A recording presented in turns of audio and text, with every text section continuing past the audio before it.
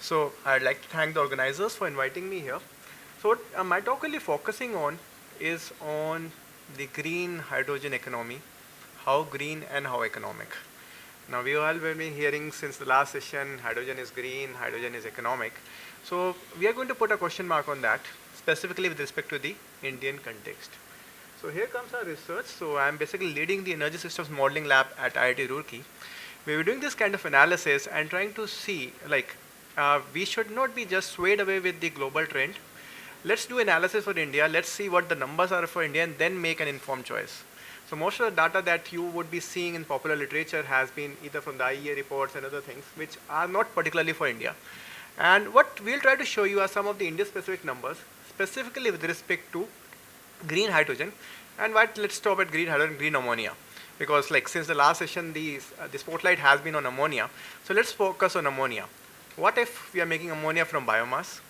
What if I'm making ammonia from electrolyzers? Now electrolyzers is just a way in between. We are basically using some kind of electricity. Now this electricity can come from the grid, which is going to come from most of the cases. What if it's going to come from solar, solar plus grid, or solar plus batteries? Let's have a deep dive into it. How does the economics and the emissions change when we do this kind of transition? And finally, when I talk about energy storage, the first thing that is going to come in all of your mind is batteries. Is that the only medium for storage? Probably we need to broaden our thinking. We should think about solar thermal, pumped hydro, and this is what I'm going to talk about. So here we are. So basically, let's start with biomass to green hydrogen and ammonia. Like I believe we have heard a lot about ammonia. I don't need to focus on that. It's one of the major chemicals. So we wanted to do an analysis if we were producing ammonia from biomass. And we did it with the Australian mining giant with the name Roorkee, which is one of the leading ammonia manufacturers in the world as well. So we wanted to see if I'm using biomass for production of ammonia. The route is simple. You're having biomass, go through biomass gasification. Biomass gasification gives you synthesis gas. Condition that gas to produce hydrogen. Hydrogen take it to Haber-Bosch reactor and produce ammonia. But the key here was like we wanted to compare the route among different nations.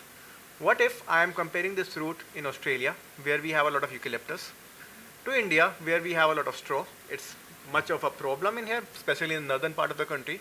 Compare that with Brazil, where we have a lot of bagasse. Three different biomasses, three different supply chains. So we wanted to compare the same production of ammonia from three different biomasses across three different locations, and we wanted to see how the supply chain affects, how does the costing affects, how does the emission affect. So we did in-depth simulation. Like this is what we are good at, simulating complex systems. So this is what the systems look like: biomass cultivation, a specific kind of gasification, gas conditioning, leading all the way till Haber-Bosch reactor producing ammonia. I'm not going into details of this process. Let's come directly to the results.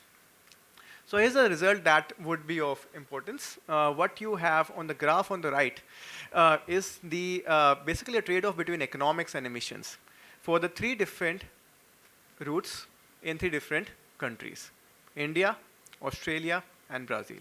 What you have on the x-axis is the global warming potential, which is the kgs of CO2 per kg of ammonia.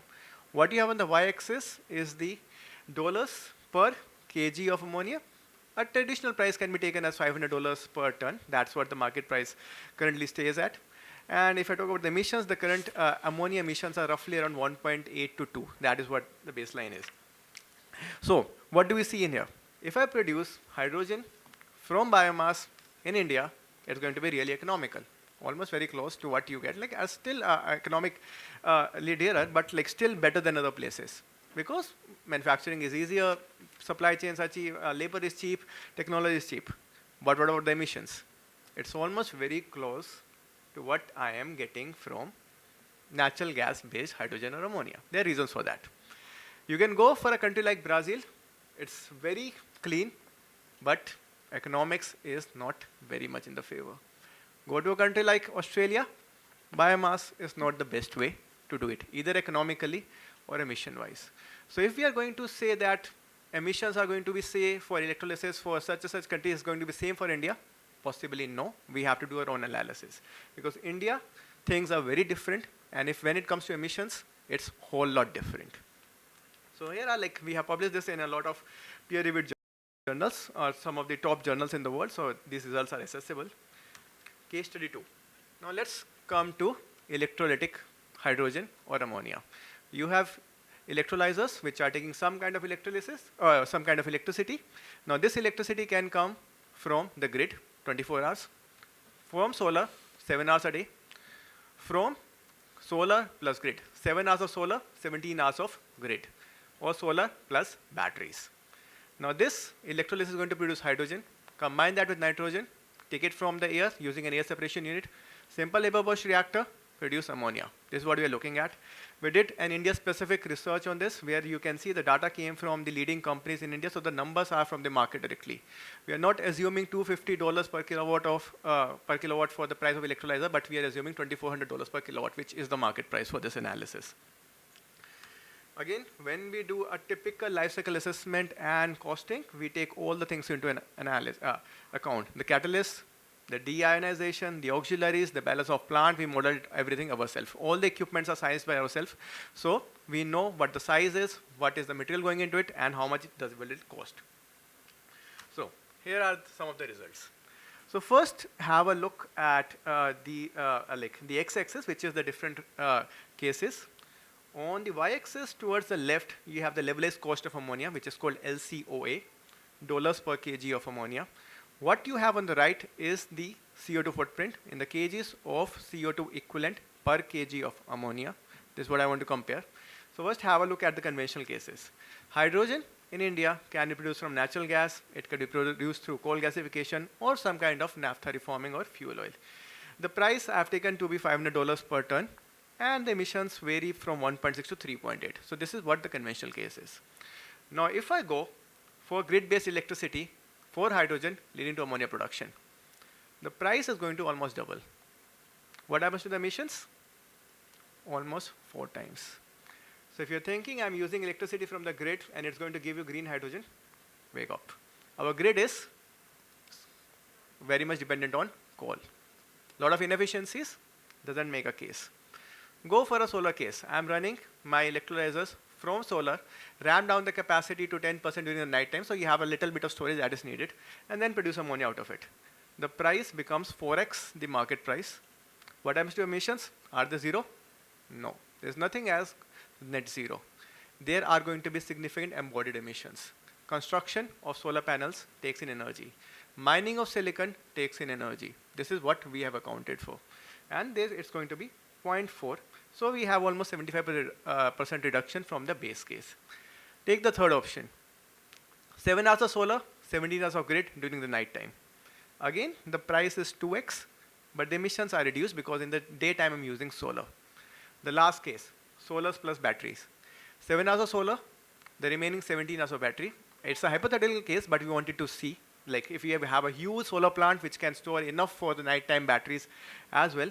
Again, the cost is roughly equal to 7 hours of solar. That gives you, why would you go for solar plus batteries when the LCOA is the same? Just go with solar. What happens to emissions? 0.9, because batteries construction is also very energy intensive. Batteries tend to degrade quite fast. They need to be replaced as well. So this is some kind of eye-opening things that we got, and it all has again been published in a lot of literature which you can access. Then the third thing. Now, if I'm talking about electrolytic hydrogen, it needs a steady supply of electricity, which entails I would need some kind of storage. And as I have told, when I talk about storage, I talk to people, the only thing that they are capable of thinking is batteries. We wanted to broaden the horizon. Let's look at other options as well. Of course, there is lithium-ion batteries. There could be molten salt storage. There could be pumped hydro. There could be redox flow batteries. And there could be compressed air storage as well. All these kind of storage have big storage capacities globally. You don't hear much about those except for pumped hydro in India. So let me give you an idea. So when I talk about pumped hydro, it's basically having 2 reservoirs at a head difference. So whenever you have excess electricity, pump water to a high reservoir. When you need electricity, just use it as a simple hydropower plant, run turbines, produce electricity. Batteries, we all know about. When I talk about molten salt, it's basically heating some kind of phase change material with the direct sunlight to almost 500 degrees Celsius during the daytime. In the night time, let it cool, produce steam, run turbines, produce electricity. Something similar for compressed air storage as well. Whenever you excess electricity, use it to compress air in some kind of underground reservoir. Now let's talk about the results. So again, similar kind of results. You have the 5 storage options in here: pumped hydro, lithium ion, vanadium redox flow battery, compressed air, molten salt. What you have on the x-axis? Global warming potential in terms of kgs of CO2 equivalent per megawatt hour. That's basically the carbon footprint. What you have on the y-axis is the levelized cost of storage, LCOS, which is the average storage cost that you're going to get over the lifespan. The capacity that we considered in this case was 250 megawatt of storage that was done. And if you see which option comes out to be the best for India, pumped hydro. It has the least emissions and the least cost, much cheaper than batteries. This all results were, or this whole analysis was done in collaboration with the industry, so the numbers were coming directly from the industry, and that is why you would see the numbers are quite high as compared to what you would see in the popular literature. But believe it or not, batteries are way too expensive even today. No matter what the popular literature says, how good China is manufacturing, they're way expensive. Maybe think about pumped hydro, which could be an indigenous option. Technology is available in-house. You just need 2 heads difference, and you don't need to have a water flowing river nearby. So that could be one option to bring down the cost down. And again, this again has been published recently, and the report was released by MNRE Secretary himself a couple of months back. So this again is available in the open domain. So to end the presentation, so there are 3 points. First thing is the emissions are going to change with countries. If something is going to be environmentally friendly in the US, might not happen in India as well. When it comes to electrolysis, be careful what the source of electricity is, because that is going to make a lot of difference. Third, even if you want to go for electrolysis, the storage is very important, and there are much more options beyond batteries. With that, I'll end my presentation.